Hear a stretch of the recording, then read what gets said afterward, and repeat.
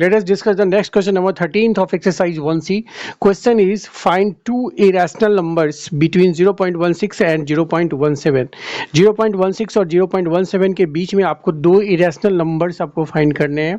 तो 0.16 और 0.17 क्या है? ये दोनों rational numbers हैं. क्यों? क्योंकि 0.16 के आगे कुछ नहीं है, मतलब ये further जो है divide नहीं हो सकता है, ये terminated है, कोई भी remainder नहीं है, right? उसी तरह 0.17 के साथ भी है, आगे कुछ नहीं है, इसका मतलब ये टर्मिनेटेड है, नॉन टर्मिनेटिंग नहीं है और फर्दर आगे डिवाइड नहीं कर सकते हैं. तो ये दोनों क्या हो गया? आपका रैशनल नंबर्स हो गया. ओके और इन दोनों के बीच में हमें लिखना है दो इरेशनल नंबर्स, राइट? तो कैसे लिख सकते हैं? देखियो 0.16 इसको इस तरह से हम 0 डाल ही सकते हैं, नहीं कुछ है इसका मतलब 0 है, राइट? और ये एक रैशनल नंबर हुआ, राइट? और इसी तरह से आपका 0.17 है, तो इसको आप क्या लिख सकते हो? 0 जितनी मर्जी चाहो 0 दे दो, क्योंकि 0 देने से कोई फर्क तो होता नहीं है, राइट? तो ये दोनों तो हो गया आपका रैशनल नंबर्स. अब इन दोनों के बीच लिखना है आपको दो इरेशनल नंबर्स. तो ध्यान ये रखना है कि इन दोनों के बीच वाले नंबर को ही लिखना है. जैसे कि हम एक इरेशनल नंबर लिखते हैं, इरेशनल नंबर लिखते हैं 0.16 लिखा, ठीक है? इसके बाद मैंने लिखा 01, फिर 001 लिखा, फिर ये सिंगल 01 है, फिर डबल 01 है, फिर ट्रिपल 01 लिखा, राइट? उसके बाद 4 टाइम्स 01 लिखा, इस तरह से लिखते हैं, राइट? तो ये क्या हो रहा है? आपका नॉन टर्मिनेटिंग है ऑन और नॉन रिपीटिंग है, इसलिए क्या हो गया? एक इरेशनल नंबर हो गया. साथ ही साथ ये इससे बड़ा है और इससे ये कम है, तो इन दोनों के बीच हो गया. दूसरा अगर हम लिखे इरेशनल नंबर, यहाँ पे दे देते हैं 05 दे देते हैं, ठीक है? फिर 005 दे देते हैं, फिर 005 दे देते हैं, फिर 4 टाइम्स 05 दे देते हैं एंड सो ऑन, ठीक है? ये भी एक इरेशनल नंबर हो गया जो इन दोनों के बीच में है. हेलो एवरीवन, चलिए नेक्स्ट क्वेश्चन नंबर 14 को डिस्कस करते हैं. क्वेश्चन है आपका state in each case whether the given statement is true और फॉल्स. ये सारे केसेस दिए गए हैं, इसमें आपको ये पता करना है कि कौन सा ट्रू है और कौन सा फॉल्स है, ठीक है? चलिए सॉल्यूशन यहाँ पे हम लिखते हैं फर्स्ट का. फर्स्ट में क्या कह रहा है? The sum of two rational numbers is rational number. क्या ये बात ट्रू है या फॉल्स है? Sum of two rational numbers, अगर हम 2 + 3 की बात करें तो ये कितना होता है? 5. 2 और 3 क्या है? रैशनल नंबर है और इन दोनों का सम कितना हुआ? रैशनल नंबर हुआ. तो कहने का मतलब स्टेटमेंट क्या है? ये ट्रू है, राइट? इधर हम ट्रू फॉल्स लिख दे सकते हैं, राइट? और इधर एक्सप्लेनेशन लिख देते हैं, एक्सप्लेनेशन. किसी को भी ट्रू या फॉल्स करेंगे, कैसे करेंगे? एग्जाम्पल के बेस पे उसको हम समझेंगे, जज करेंगे, then you can say that it the statement is true और फॉल्स, राइट? सेकेंड है आपका, चलिए सेकेंड नंबर में देखते हैं क्या है. The sum of two irrational numbers, दो इरेशनल नंबर्स का सम इज इरेशनल, इरेशनल होता है. दो इरेशनल नंबर का सम 2 + √3 एक इरेशनल नंबर है और इस इरेशनल नंबर को हमने एक दूसरे इरेशनल नंबर 2 - √3 के साथ ऐड कर दिया, ठीक है? ये दोनों ही इरेशनल नंबर है और इन दोनों का सम निकाल रहे हैं, क्योंकि कह रहा है the sum of two irrational numbers is irrational, irrational ही होता है. तो क्या ये बात सही है? अभी देख लेते हैं. तो 2 + √3 + 2 - √3, तो ये √3 कैंसिल आउट हो गया, तो कितना बचा? 2 + 2 4 हो गया. तो कहने का मतलब रैशनल भी होता है. तो कहने का मतलब स्टेटमेंट ये क्या हो गया? ट्रू हो गया. इसका कहने का मतलब ये है कि दो इरेशनल नंबर का जो सम होगा वो हमेशा क्या होगा? इरेशनल होगा. ऐसा नहीं है, क्योंकि रैशनल भी होता है. तो स्टेटमेंट क्या हो जाएगा आपका? फॉल्स हो जाएगा, right? Third number, the product of two rational numbers, दो रैशनल नंबर का प्रोडक्ट. तो 2 × 3 ले लेते हैं, ये दोनों क्या है? रैशनल नंबर है. इन दोनों का प्रोडक्ट जो है सो क्या है? Is rational. 2 3 × 6, हाँ रैशनल तो है. क्या ये हमेशा होता है? दो रैशनल नंबर का प्रोडक्ट हमेशा रैशनल ही होता है? हाँ बिल्कुल होता है. किसी भी दो रैशनल नंबर को आप ले लेंगे, जैसे 5 × 6 ले लेंगे, तो ये भी क्या हुआ? 30. ये भी क्या है? रैशनल नंबर है. तो ये स्टेटमेंट क्या है? ट्रू है, राइट?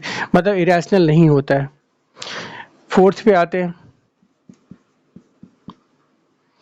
कहता है the product of two irrational numbers is irrational. दो इरेशनल नंबर की प्रोडक्ट की बात हो रही है. तो दो इरेशनल नंबर जैसे हम ले लेते हैं, √3 ले लेते हैं और एक √2 ले लेते हैं, ये दोनों क्या है, इरेशनल नंबर है, √3 और √2। इन दोनों को अगर हम मल्टीप्लाई करें तो क्या होगा, √6। ये भी क्या होगा, एक इरेशनल नंबर होगा, राइट। कह तो वही रहा है कि दो इरेशनल नंबर का प्रोडक्ट इज इरेशनल, ठीक है। तो ये एक इरेशनल होता है, ये बात सही है, लेकिन ये हमेशा होता है क्या, इस चीज़ को चेक कर लेते हैं।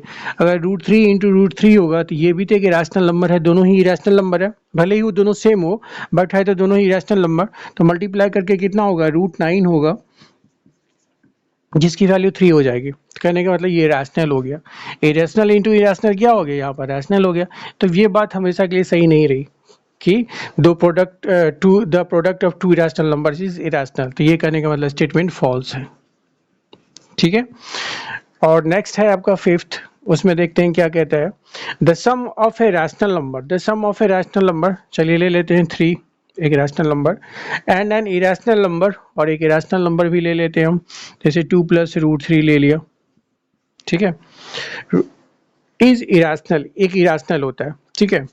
तो ये कितना हो जाएगा, 3 + 2 5 + √3 हो जाएगा, ठीक है।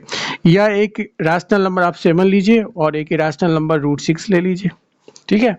तो जब भी एक रैशनल नंबर एक इरेशनल नंबर के साथ ऐड होगा, उसका सम निकालेंगे तो वो क्या होगा, एक इरेशनल ही होगा।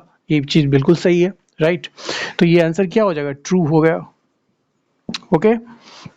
नेक्स्ट 6 नंबर कह रहा है the product of a non zero rational number, ठीक है। The product of a non zero rational number, यहाँ पे रैशनल नंबर ही कह रहा है, ठीक है।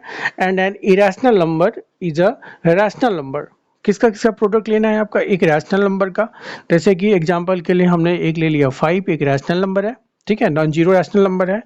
And an irrational number, irrational number जैसे आपने ले लिया √3, ठीक है।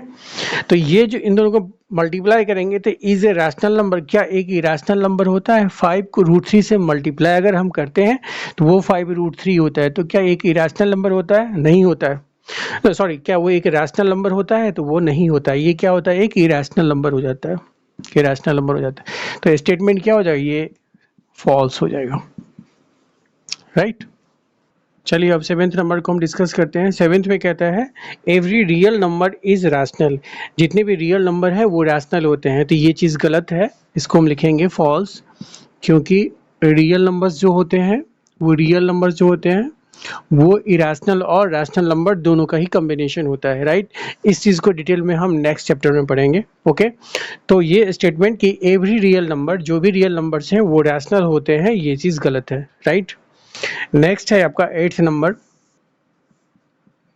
8th का सॉल्यूशन देखते हैं। स्टेटमेंट कहता है every real number is either rational और इरेशनल। ये बात बिल्कुल सही है, क्योंकि जो रियल नंबर्स होते हैं वो या तो रैशनल होते हैं या इरेशनल होते हैं, ठीक है।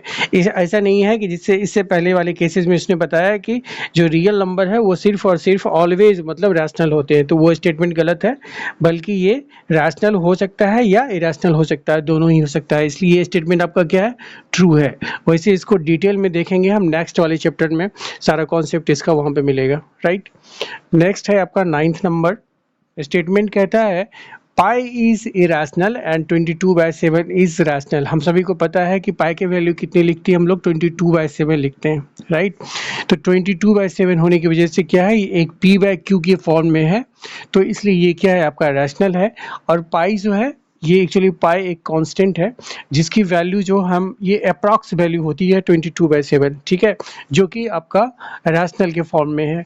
और वैसे पाई जो एक कांस्टेंट है वो आपका नॉन टर्मिनेटिंग और नॉन रिपीटिंग है, जिस वजह से ये एक इरेशनल नंबर है, इसलिए इसको हम क्या कहेंगे, स्टेटमेंट को true. Okay, thank you so much students. उम्मीद करते हैं कि सारी चीज़ आपको क्लियर होगी, और ये सारी चीज़ें वैसे बेसिक है, फंडामेंटल है, जो आपको समझ में आना ही चाहिए। और इससे पहले भी मैंने कई बार डिस्कशन किया है किसी न किसी पुराने वीडियोस में, राइट। तो अभी आपको ये सारी चीज़ें क्लियर होनी चाहिए। अगर कहीं डाउट हो रहा है तो आप कमेंट करें, क्वेरी करें। And thank you so much again.